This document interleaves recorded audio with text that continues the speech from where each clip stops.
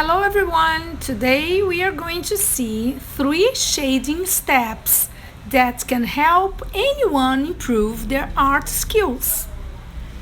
These are some that have personally helped me and I hope will help you.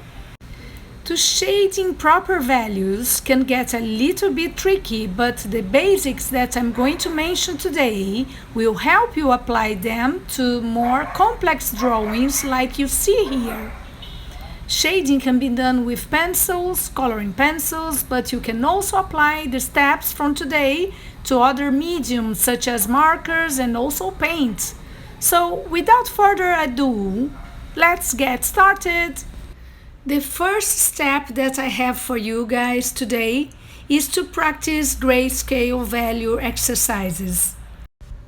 If you are unfamiliar with this, it's basically a value study going from light to dark.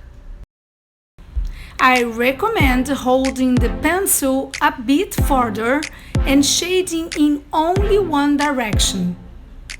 I like to think of this as a warm-up for artists, which is great for all levels, and just like any athlete, before they begin their journey, they begin with a stretch, and stretching prepares their muscles for the sport, and that's why I like to compare the grayscale exercise as a warm-up for artists.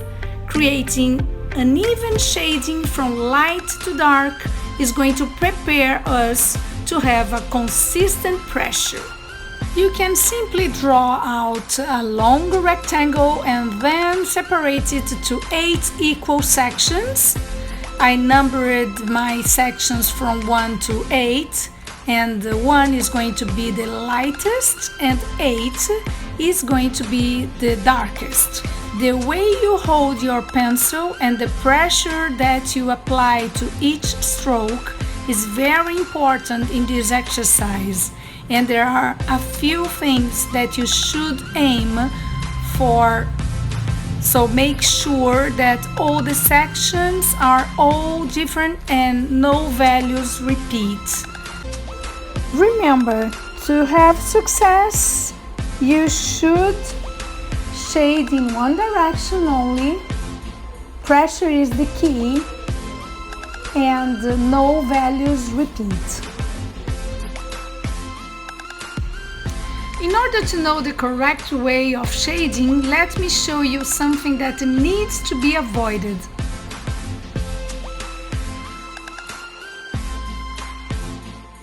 Holding your pencil a bit further will help you gain more control into the amount of pressure that you actually put onto your pencil. Getting comfortable with holding your pencil this way may take a little bit of time, but it's the correct way to shade.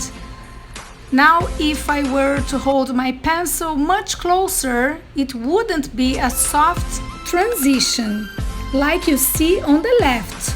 So think about creating a smooth, consistent gradient. And to add to the fun of the challenge, try a colored pencil doing the same study. In color is something that I'm a big fan of, so I really recommend you guys to try in color, and this way you can feel the different pressure and consistency of each pencil and color pencils. It's all part of the learning process.